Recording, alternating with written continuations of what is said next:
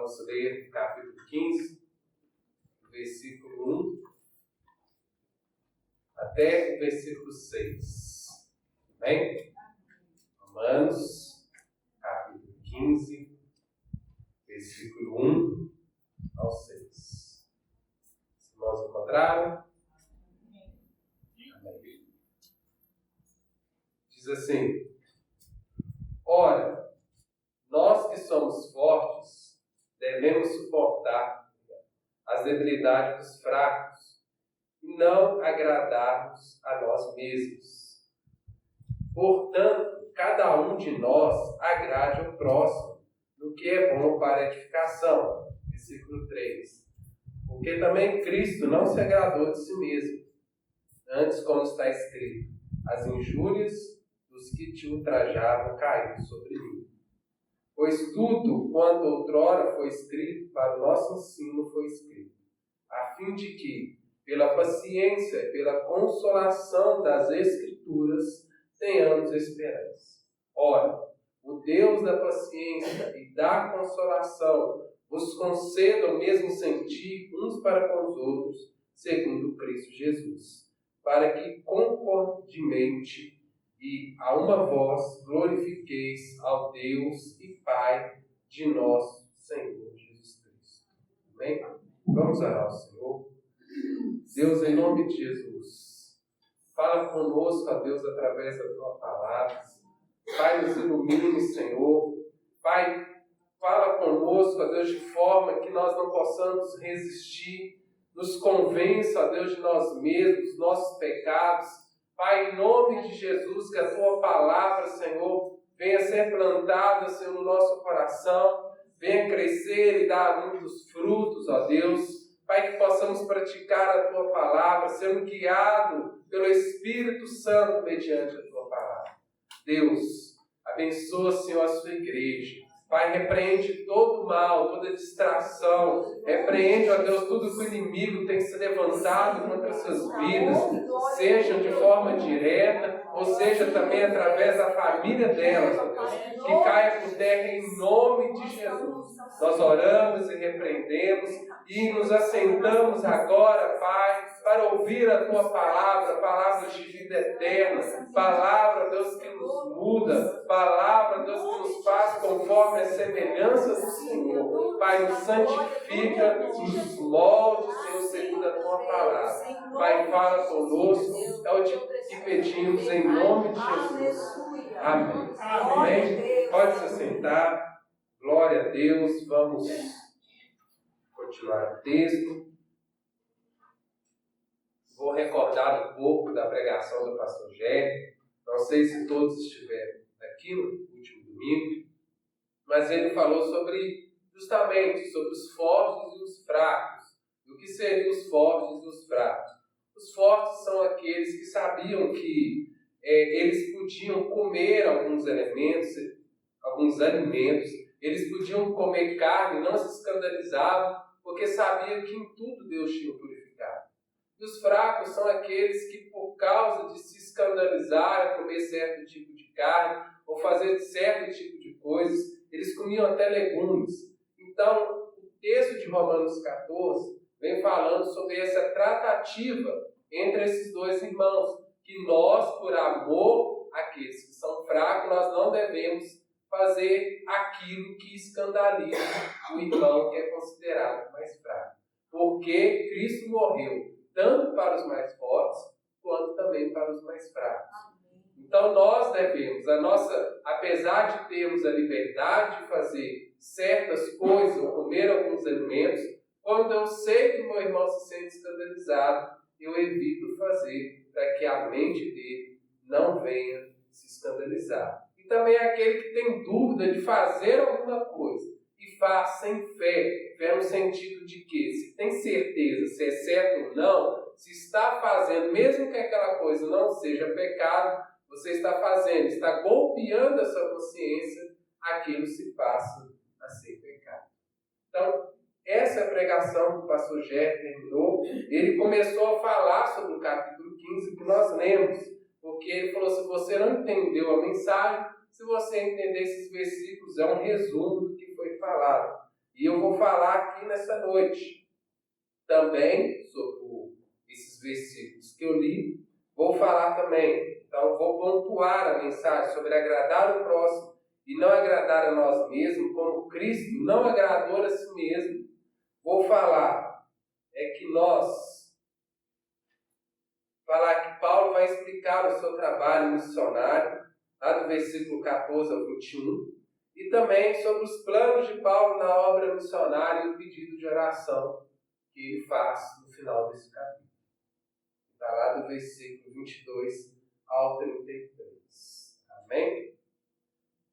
Então, vamos voltar ao texto, no capítulo 15, do versículo 1. Paulo está falando, nós que somos fortes. Então, Paulo, ele se considerava naquele grupo que era mais forte. Paulo não tinha problema em comer carne, Paulo não tinha problema ao fazer certas coisas, porque ele sabia que em tudo Deus tinha purificado. E ele vem falar aqui que nós devemos suportar as debilidades dos nossos irmãos. Muitas das vezes nós pegamos a debilidade, ou seja, aquele que o irmão se sente escandalizado, e nós passamos a discutir, nós passamos às vezes até caçoar no nosso irmão. Olha, não, a gente pode fazer isso, a gente não deve fazer, a gente pode, você é muito bobo, e a gente não deve fazer isso. Capítulo 14 vem falando sobre isso. Nós devemos suportar em amor esses irmãos. Nós não devemos agradar a nós mesmos. O Evangelho, ele não é egoísta. O Evangelho, você reconhece que você é pecador, que Cristo te amou, que Cristo abriu mão de sua glória, se humilhou em figura humana, veio aqui, não agradou a Ele mesmo, porque Ele agradou o Pai. Ele morreu, Ele se entregou mesmo sem pecado nenhum, ali naquela cruz, para agradar a vontade do Pai. Os nossos pecados recaíram sobre Jesus. A dívida que era nossa, Jesus pagou na cruz. E agora, o nosso sentimento com os mais fracos deve ser isso. Nós não devemos pensar em agradar a só nós mesmos. O seu relacionamento que você tem com Deus, você tem que refletir no seu próximo. É como se você lá na sua casa, você gosta de ficar sem camisa. Tudo bem, você está sozinho. Você não está escandalizando alguém. Mas se eu fizer um churrasco lá na minha casa, tenho o hábito de ficar sem camisa, e o irmão se sente escandalizado. Fala irmão, que seja homem, que seja lá, esteja lá comigo, que é o meu amigo. Se eu, por exemplo, chamar o irmão Ed ficar sem camisa na minha casa, e ele se sentir escandalizado, eu não vou ficar sem camisa, mesmo que eu ache que não tem problema. Então, eu não devo agradar só a mim mesmo. Eu não devo agradar só a minha vontade. Eu estou dando um exemplo bem fútil, mas eu tenho certeza que tem alguns irmãos que têm algo que pode abrir mão para não agradar a si mesmo, mas para que você pode agradar o próximo para edificação. O corpo de Cristo, nós não devemos pensar em fazer somente as nossas vontades, mas edificar o nosso irmão. Eu vejo muitas pessoas, às vezes, até falando, não, eu posso fazer, eu quero fazer, senão eu não vou deixar de fazer tudo, por causa da... Não, irmãos, a gente tem que sentir esse amor, a gente tem que fazer para agradar o próximo. Por quê? Qual é o motivo? Porque também Cristo não agradou a si mesmo. Ele falou lá no Getsemane, se for possível, apasse de mim esse cálice. Imagina, mesmo Jesus sabendo desde a eternidade que ele ia morrer pela humanidade, mas ali ele estava sofrendo de tal forma que suou gotas de sangue.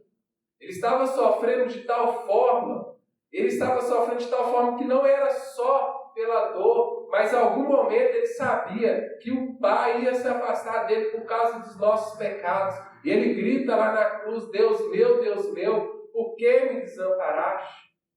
Existe dor maior que essa de saber que Deus não está com você naquele momento? E Jesus sempre na eternidade com o Pai, ele não foi gerado, ele já existia desde a eternidade, com o Espírito Santo também. E Deus, por causa do nosso pecado, iria deixar ele por algum momento. Deus não agradou a si mesmo. lhe agradou fazer a vontade do Pai. Porque os nossos pecados, as nossas injúrias recaem sobre ele. Então esse é o mesmo sentimento que nós temos que ter com os nossos irmãos. Eu não devo agradar a mim mesmo. Devo agradar o meu próximo para a edificação. Então nisso nós devemos agradar, acolher, suportar os nossos irmãos que são mais fracos. Porque também Cristo nos amou, nos suportou, nos acolheu em seu amor. Mesmo sabendo que somos pecadores miseráveis, queríamos pecar. Mesmo quando nós cremos em Cristo, por causa da nossa natureza pecaminosa, nós iríamos pecar. Mas se caso nós pecarmos, nós temos um advogado fiel, Jesus Cristo, para interceder diante de Pai. E ele continua falando no versículo 4, pois tudo quanto outrora foi escrito para nosso ensino, Paulo está se referindo ao Antigo Testamento, que é o que eles tinham escrito naquela época, a fim que pela paciência e pela consolação das Escrituras tenhamos esperança. Porque Paulo está falando aqui pela paciência, é você permanecer sobre a mensagem, sobre a misericórdia de Deus que foi fornecida a eles pela Escritura. E o consolo e a esperança também vem da palavra de Deus. Eu quero enfatizar aqui pelas Escrituras. Pelas Escrituras. Se nós temos paciência, se nós devemos ter consolação e esperança, ou permanecer, a paciência sobre a mensagem, a misericórdia de Deus fornecida pela Escritura. Não é por aquilo que pensamos ou que achamos, é pela Escritura de Deus. Nós não devemos andar segundo as nossas vontades, segundo os nossos achismos, mas pela Escritura. O versículo 5 diz assim: ora, o Deus da paciência e da consolação, ou seja, esse Deus que nos mantém com esperança, que nos mantém paciente, baseado na palavra de Deus, que nos mantém com a esperança, esse mesmo Deus nos concede o mesmo sentir uns para com os outros, segundo Cristo Jesus, para que concordamente e uma voz glorifiqueis ao Deus Pai de nosso Senhor Jesus Cristo.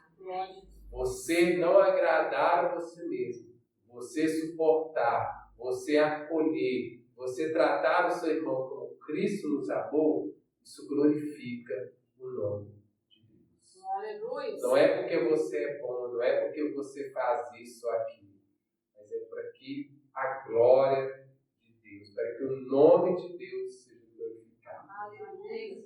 E agora, sabendo de tudo isso, o que nós devemos fazer? Aí Paulo continua aquilo que ele falou em acolher. Portanto, vocês têm um conhecimento, vocês sabem o que devem fazer, porque o Evangelho também, ele não é somente teórico, ele é prático.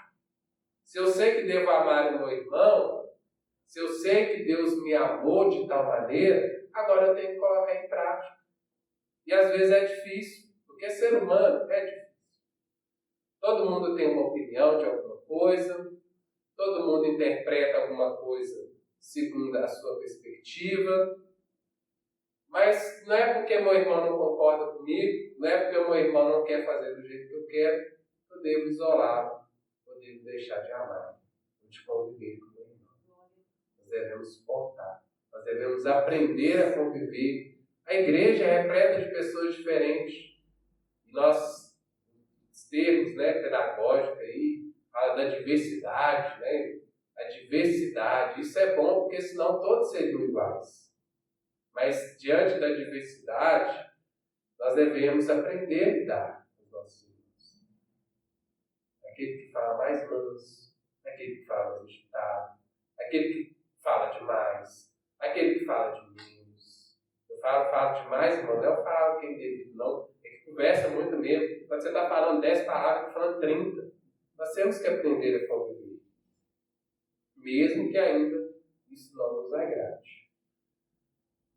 Então, por isso, portanto, versículo 7, acolhei-vos é você receba você aceite, você ampare uns aos outros, como também Cristo nos acolheu para a glória de Deus.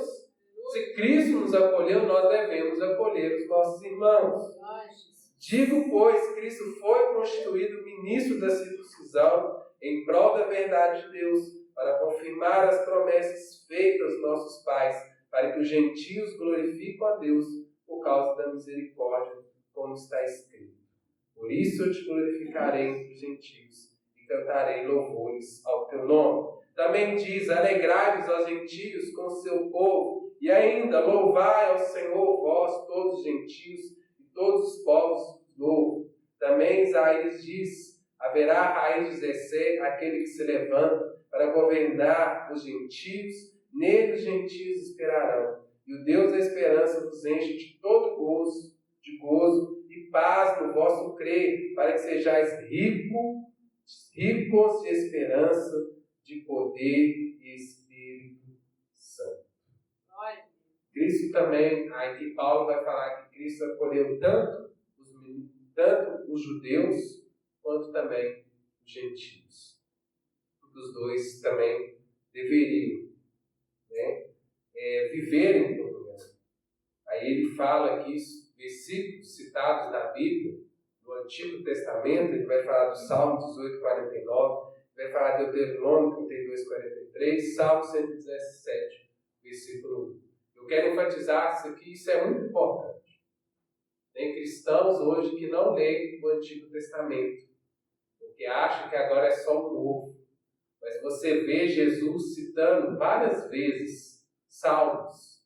Você vê que Paulo, quando ele quer testificar a mensagem dele, ele fala das Escrituras, ele cita o Antigo Testamento.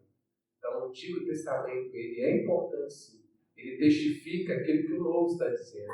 Ele cumpre aquilo que o Antigo pronunciou, porque Jesus veio, aquele prometido, quando Moisés falou, haverá um varão maior do que eu, ele estava falando de Jesus. Quando fala lá que virá aquele filho nascido de mulher, a qual a serpente que ferirá o calcanhar, e ele esmagará a cabeça dele, está falando de Jesus Cristo. Lá em Isaías, quando fala o servo sofredor, que ele não havia beleza nenhuma, está falando de Jesus, do Messias. Então nós devemos sim dar importância devida não somente ao Novo Testamento, mas também ao Antigo Testamento. Nós devemos ler toda a palavra de Deus. Como diz o irmão, não sei por que eu estou dizendo isso, não estava para dizer isso, mas Deus sabe por que estou dizendo, e você sabe, você precisa ouvir. Amém?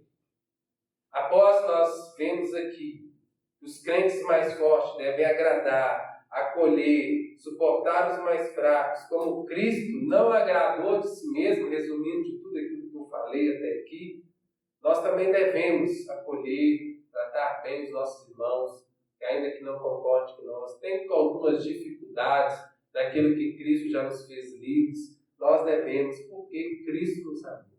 Você também que é fraco, que tem dificuldade de se relacionar com o forte, aquele que pode tudo as coisas, que suporta, não estou falando em relação àquilo que Jesus já falou que a gente pode fazer, que não é pecado. Não estou falando em relação ao pecado. Isso não diz isso. Você também deve amar aquele que é o mais forte. Porque todos somos um povo. Todos somos de Cristo. Cristo morreu pelos mais fortes. Cristo morreu pelos mais fortes. E agora, ponto 2 aqui, Paulo vai explicar a sua missão. Paulo explica qual é a missão dele. Nós sabemos que Paulo, eu sempre falei, vou recapitular, que Paulo foi um apóstolo, não de forma tradicional. Jesus o chamou, encontrou ele em Damasco, ele recobrou a visão e ele foi chamado apóstolo para os gentios. Então Paulo não foi daquela forma tradicional, a qual Jesus mesmo chamou, Jesus ensinou ali diante do seu ministério. Paulo foi chamado de uma forma especial. Aí Paulo ele começa aqui, no versículo 14, nós vamos falar sobre o seu trabalho missionário, e vamos pontuar algumas coisas aqui muito importantes para nós. No versículo 14, ele diz assim: e certo estou, meus irmãos, sim, eu mesmo a vosso respeito, de que estáis possuídos de bondade, cheios de todo conhecimento, aptos para admoestar uns aos outros. Paulo está aqui, como sempre, a gente costuma fazer, antes de chamar, de dar um puxãozinho de orelha, antes de falar alguma coisa, elogia. Ele está aqui elogiando aquela igreja. Ele está dizendo assim: estou certo, ele estava certo, que eles eram possuídos de bondade, eles tinham amor, eles exerciam bondade com os próximos, eles tinham todo o conhecimento que os tornava aptos para admoestar. E o que é admoestar? É advertir, acolher, aconselhar, repreender. A irmã Lúcia no louvor falou que nós devemos, com amor. Vamos fazer isso com amor. Então, se você quer aconselhar, se você quer admoestar alguém, primeiro você tem que ser cheio de bondade. Você tem que ter amor. Você não pode fazer de qualquer jeito. Vim aqui porque você está fazendo errado, você tem que fazer isso. Não. Você tem que ir com amor. Em Gálatas vai falar, além de amor, você tem que tomar cuidado também para não cair no mesmo erro, para não ser tentado. Gálatas capítulo 6 fala isso. Ou no final do capítulo 5 está dizendo isso. Nós devemos ir e fazer isso com amor, com bondade. Mas só o amor e a bondade não basta. Você tem que ter o conhecimento bíblico.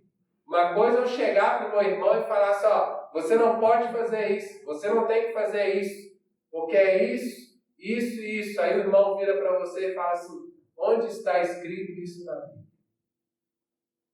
Você está me repreendendo, mas qual texto que você está usando? Qual passagem? Porque muitas das vezes, irmãos, nós na igreja, nós somos ensinados que nós não podemos fazer isso, nós não podemos fazer aquilo, nós não podemos comer aquilo, nós não podemos... por costumes humanos, não pelo que a palavra diz. E muita coisa nós somos limitados de fazer coisa, porque às vezes aquela denominação ou aquela congregação, por achar que não deve fazer, nos proíbe de fazer. Então, se você quer admoestar alguém, primeiro tenha amor, bondade, depois o conhecimento da palavra de Deus. Não vá admoestar ninguém com seus próprios argumentos. Os seus argumentos têm que estar embasados na palavra de Deus. Porque é na palavra de Deus que nós temos esperança, que nós somos consolados, como Paulo já disse. E é um dever de todo cristão admoestar, não é só o pastor. Paulo vai falar nas cartas dele, em outras cartas, admoestar-vos uns aos outros. Só que você tem que passar um crivo, você tem que passar ali um parâmetro em você para ver se você tem conhecimento bíblico e se você tem amor. Se você está repreendendo porque você quer mostrar que você é melhor que o seu irmão, se você está repreendendo porque você se acha super crente, ou se você está ali exortando por causa do amor, porque você está preocupado com o seu irmão. E se você tem conhecimento para o tal fazer isso. Entretanto, por isso que eu falei que antes um puxão de orelha, você elogia, aí Paulo fala assim: vocês têm bondade, vocês estão cheios de todo conhecimento, vocês estão aptos para admoestar. Entretanto, então, só isso não é preciso, vocês precisam fazer mais. Entretanto, vos escrevi em parte mais ousadamente, para vos trazer isto de novo à memória, por causa da graça que me foi otorgada por Deus, para que eu seja ministro de Cristo Jesus entre os gentios no sagrado encargo de anunciar o Evangelho de Deus, de modo que a oferta deles seja aceitável, uma vez santificada pelo Espírito Santo. O que Paulo está dizendo? O que ele escreveu mais ousadamente? Tudo aquilo que explicamos, tudo aquilo que falamos do Evangelho. Paulo vai gastar até o versículo 12 explicando de forma bem detalhada sobre o Evangelho e mostrar também a igualdade tanto dos judeus como dos gentios diante do Evangelho, dentro do tribunal de Cristo, dentro da justificação de Cristo, que Ele nos declara justo.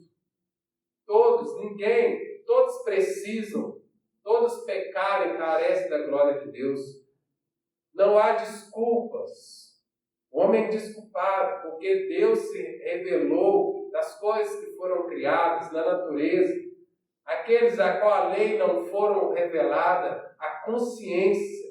Deus revelou através da consciência deles. Então Paulo falou de forma mais ousada com eles. Vocês podem admoestar, vocês podem repreender. Entretanto, eu expliquei o Evangelho para vocês. Eu anunciei o Evangelho e expliquei também que tanto vocês quanto os gentios, vocês são pecadores e precisam do Espírito Santo.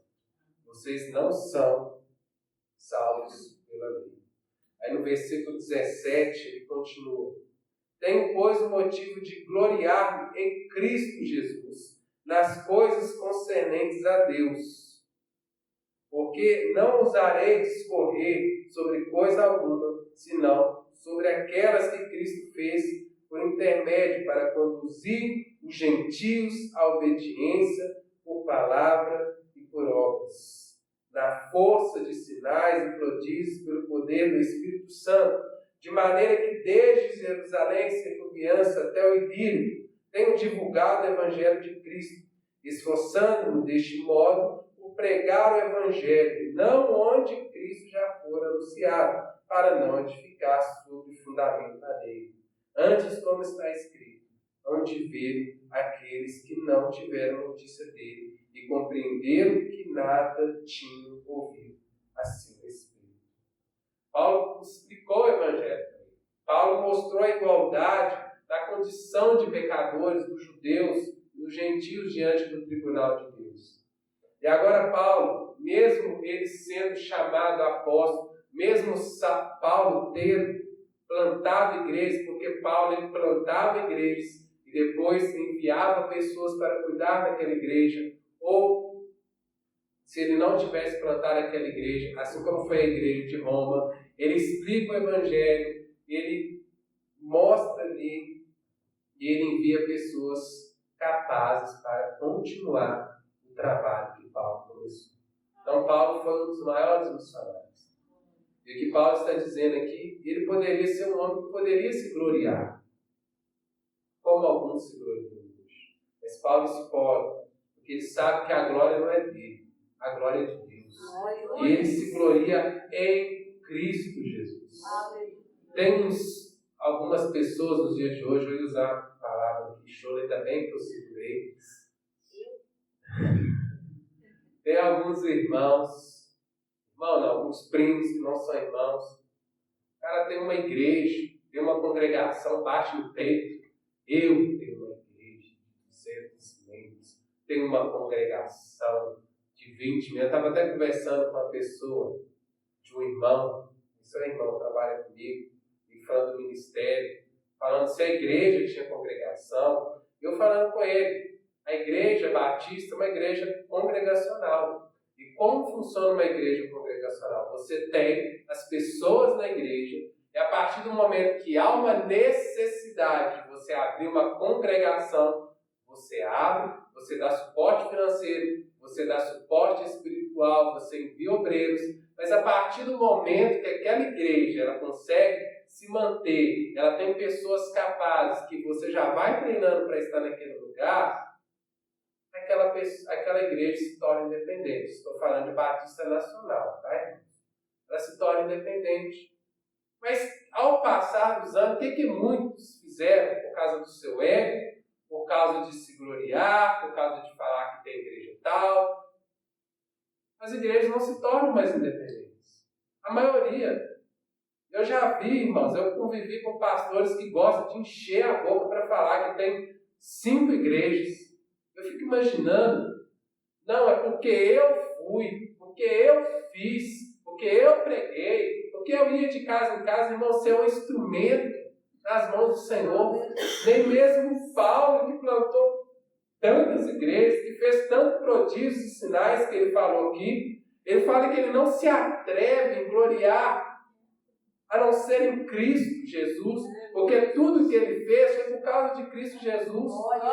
Tudo que nós fazemos no nosso ministério, seja cantar, seja fazer qualquer coisa, é para a glória de Deus. Ainda que você seja muito usado, que você seja um instrumento de Deus, é para a glória de Deus. E ainda algo mais sério que Paulo relata aqui, e que está acontecendo nos dias de hoje. Ele fala que ele se esforçava por pregar o Evangelho, não onde Cristo for anunciado. Paulo, ele ia para um lugar, Cristo foi anunciado, foi batizado com o Espírito Santo, amém, ia para outro lugar. Ele se esforçava para isso. Hoje a gente vê algumas pessoas de algumas denominações, ser cristão, sou. Você é de qual igreja? Eu sou da igreja tal. Você toca, vem para uma igreja.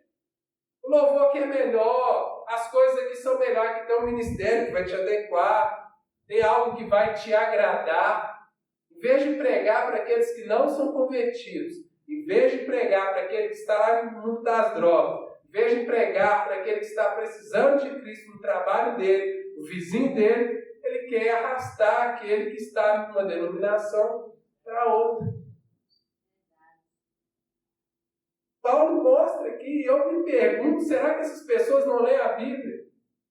Será que essas pessoas não têm ética? Será que não têm mesmo temor, porque estão contra a palavra de Deus? E muitas das vezes a gente faz isso também. A pessoa está lá na outra igreja, a gente quer arrastar para nós.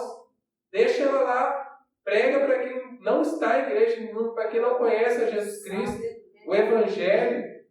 Para com isso de querer ficar enchendo igreja com pessoas que são de outra igreja. E Paulo se preocupava com isso. Ele se preocupava em não se gloriar nele mesmo, ele se gloriava na cruz de Cristo. Ele preocupava em anunciar onde Cristo não tinha sido anunciado. Cristo usou ele com prodígio, com sinais. E o nome de Cristo tem que ser glorificado. Não dele. Então Paulo explica isso à obra missionária. Vocês estão aptos, assim como a igreja. Eu creio, em nome de Jesus. Se não estão, vamos profetizar essa noite. Profetiza em nome de Jesus que vocês estão aptos, que vocês têm amor, que vocês têm conhecimento bíblico para admoestar o irmão. Mas vocês precisam entender mais do Evangelho. Vocês precisam entender que mesmo que vocês tenham todas essas características, vocês são tão pecadores que precisam da graça de Deus. Não é o seu tempo de ministério, não é o que você fez, o que você faz, mas é Cristo sendo glorificado. Nós precisamos pregar onde Cristo não foi pregado ainda. E agora, do versículo 22 em diante, Paulo vai explicar, vai falar qual é o seu plano e como é importante a gente nos planejarmos. Há uma diferença de você planejar e falar assim, eu vou planejar e fazer de tudo para aquilo dar certo, e há uma diferença, como a irmã Lúcia sempre fala, referindo a Provérbios 16, que o homem pode fazer planos, mas a resposta vem da boca do Senhor. E a gente colocar diante do Senhor. Paulo não só planeja, como ele também pede oração. Ele fala assim no versículo 22. Ele está continuando aqui. Esta foi a razão, porque também muitas vezes me senti impedido de visitar-vos. Por que ele sentiu impedido de visitar-vos a igreja de Roma? Porque alguém já tinha pregado Cristo Jesus em Roma. Então ele se sentiu impedido de ir naquele lugar, porque pessoas já tinham pregado o Evangelho para eles. Não só por esses motivos. Se você ler Atos, você vai ver que o Espírito Santo, uma certa vez Paulo ia para a região, o Espírito Santo mostrou a Paulo para ir para outra. Nós também sabemos que o inimigo nos levanta para que a gente não faça a obra de Deus, mas esse foi uma das razões. Mas aí Paulo vem, porque ele está falando do contexto, para não pregar onde que ele foi, Cristo já tinha sido anunciado, e ele fala que essa foi a razão também, porque ele não sentia necessidade de ir para Roma, porque já tinha sido anunciado o Evangelho ali. Aí no versículo 3, ele fala assim: mas agora, não tendo já campo de atividade nessas regiões, desejando há muito visitar, ele fala assim: agora, a região que eu estou, já plantei igrejas, já evangelizei, agora eu posso sim visitar-vos. Ele explicou o evangelho por meio da carta, agora ele queria visitar. Mas não era visitar só para conhecer a igreja, ele queria ir para a Espanha. Então ele queria visitar aquela igreja de passagem, porque Paulo ele não estava preocupado em ficar ou só desfrutar do Evangelho. Ele queria pregar mais o Evangelho. E ele queria, quando em viagem para a Espanha, ele fala assim no versículo 24: pense em fazê-lo quando em viagem para a Espanha, pois espero que, de passagem, estarei convosco, e que para lá seja por vós encaminhado, depois de haver primeiro desfrutado um pouco da vossa companhia. A igreja, Paulo contava com a igreja de Roma para enviar a Paulo. Enviar não é só, não, vai Paulo, nós vamos orar aqui. É oferecer recursos financeiros, é oferecer condições para que Paulo fosse pregar também na Espanha. E ele fala que não só por isso, ele queria estar com eles. Lá no capítulo 1, vai dizer que Paulo ele estava querendo repartir algum dom que eles tivessem. Ele queria consolar a eles, segundo as Escrituras. Então, Paulo ele gostava de saber, olha, a igreja de vocês, me fala um pouco, qual é o dom que vocês têm exercido, vocês serem consolados também uns aos outros pelo Espírito Santo. E desfrutar da companhia. Então ele queria ir para Roma para que fosse enviado para a Espanha, para desfrutar dessa companhia e também para repartir algum dom espiritual. É isso que Paulo queria ali com a igreja. Eu estava procurando o versículo que eu anotei em algum lugar, está falando capítulo 1, o versículo 11 a 12 de Romanos. Paulo fala sobre esse desejo de repartir algum dom espiritual com eles, de consolar uns aos outros pela Escritura. Às vezes nós precisamos também consolar uns aos outros pela Escritura de Deus, falar sobre dons espirituais, falar como Deus tem agido, falar como Deus tem nos livrado. Isso é muito bom a gente fazer isso, porque às vezes você acha que não, mas o seu testemunho edifica o seu irmão. Você falar sobre um dom, aquilo que a pessoa não conhece ainda, faz com que a pessoa seja cativada, seja motivada a buscar. Então, esse era o plano de Paulo. Aí no versículo 25, ele vai falar sobre a vida presente, o que ele ia fazer agora. Mas agora estou de partida para Jerusalém, a serviço dos santos, porque aprove a Macedônia e a Caia levantaram uma coleta em benefício dos pobres dentre os santos que vivem em Jerusalém. Isso lhes pareceu bem, e mesmo lhes serão devedores, porque se os gentios têm sido participantes dos valores espirituais de Deus, devem também servir com bens materiais. Inclusive, o texto que nós lemos, Filipenses, foi uma da igreja também que enviou recurso para Jerusalém, porque alguns irmãos estavam necessitados e Paulo levanta uma oferta e vai levar para Jerusalém. E isso pareceu bem porque se Deus se revelou por meio dos judeus, mas que também é justo os gentios contribuir com uma oferta financeira a eles. Então ele fez isso, ele estava indo fazer isso. Aí no versículo 28 ele reafirma o desejo dele de ir a Roma. Diz assim: tendo, pois, concluído isto e havendo lhes consignado esse fruto, passando por vós irei à Espanha, bem sei que ao visitá-los irei na plenitude da bênção de Cristo.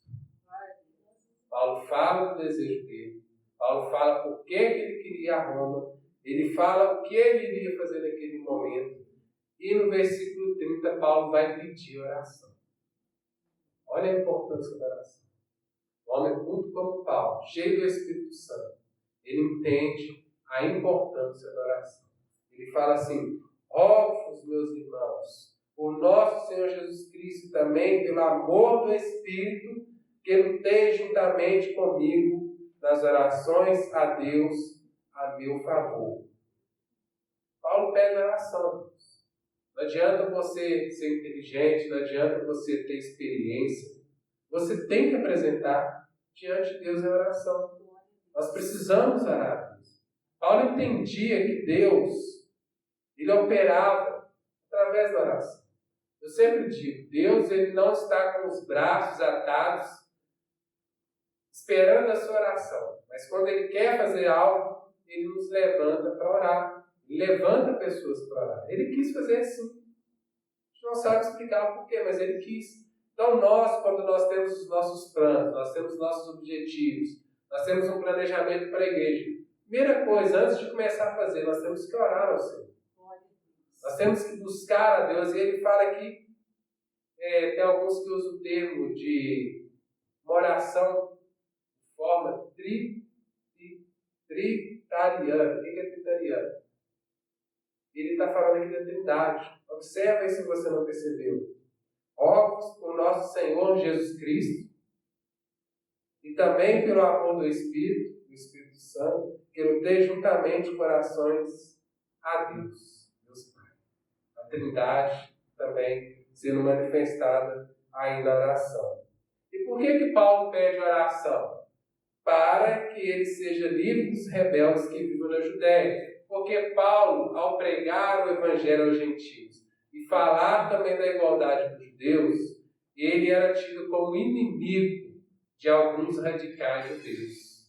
O falar que Jesus Cristo é o Messias e que era salvo pela graça e não pela lei, era justificado mediante a fé, Paulo foi tido como inimigo. Então fala assim, ore por mim, que eu vou enfrentar a dificuldade. Ore por mim, porque aqueles judeus vão querer tirar a minha vida. Ore por mim, porque eu vou passar por algumas tribulações.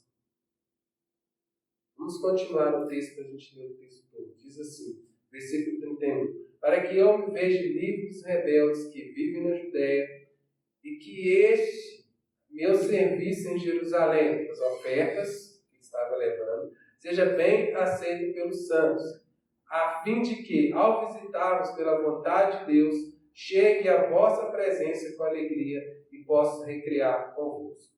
E o Deus da paz seja com todos vós. Amém.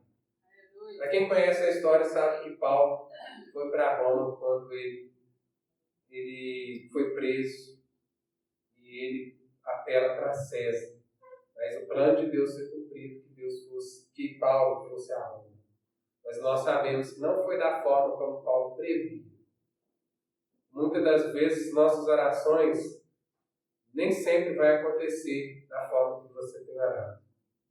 Mas o propósito de Deus é cumprido. Aleluia. Mas é que você não entenda. Paulo chegou a Roma. Paulo chegou. Ele queria passar por lá e ir para a Espanha. Ele não teve essa oportunidade. Mas ele chegou. Então os propósitos de Deus são cumpridos. E isso é a importância da oração. Não deixe de orar. Leia a palavra de Deus. Pratique a palavra de Deus. Mas não deixe de orar. A gente tem que dar importância à oração. A gente tem que orar mais ao Senhor. A gente tem que buscar ao Senhor. E resumindo tudo aquilo que eu falei. Ame seu irmão. Receba aquele que é mais fraco na fé. Para edificação. Não faça nada que venha escandalizado. Assim como Cristo nos acolheu, acolha seu irmão. Admoeste seu irmão. Exorte com amor, com conhecimento bíblico. E anuncie o Evangelho, onde ele ainda não foi anunciado. Não fique evangelizando seu amigo que já é cristão. A não ser que o Evangelho que ele esteja escutando não é o Evangelho. A não ser que onde ele estiver, ele não esteja escutando o Evangelho. E quando Deus começar a mostrar os frutos para você, a te usar para orar pelos enfermos, eles serem curados, a te usar para que você venha expulsar demônios, a te usar para que pessoas, através da pregação que ele usar vocês para pregar, pessoas se convertem, não se gloriem em você mesmo, achando, batendo no peito, não, eu trouxe 20 pessoas para o Evangelho. Ainda que você fala dessa forma, tem gente que fala dessa forma, não estou falando falar, estou falando o sentimento ao expressar essa fala. Não tem problema você falar assim, não, eu trouxe pessoas para Cristo, mas sabendo e reconhecendo que é Cristo que te usou. Não estou falando desse extremismo, mas estou falando, ou seja, desse exagero, mas estou falando do sentimento que há lá dentro de você, achando que às vezes você é bom, você consegue convencer as pessoas pelo seu discurso, mas glorie-se em Cristo. Aleluia. Em Cristo. Tem algumas pessoas que têm um ministério e falam assim, meu ministério é bom, meu ministério é porque eu fiz isso, eu fiz aquilo. Está enganado. Seu ministério cresceu, seu ministério é frutífero, não é por sua causa, é por causa de Cristo. Aleluia. E não importa aquele que planta, nem aquele que vai colher, mas aquele que dá o crescimento. Que é Deus. Somente Ele é digno de toda glória. Que a partir de hoje, desde que nós começamos lá no Romanos capítulo 14, você tem uma tratativa diferente com o seu irmão que não tem a maturidade. E você que não tem, não sabe lidar com a maturidade do seu irmão também, ame o seu irmão, porque Cristo morreu por todos nós. Você vem buscar ao Senhor e louvar ao Senhor por isso. Vamos colocar de pé.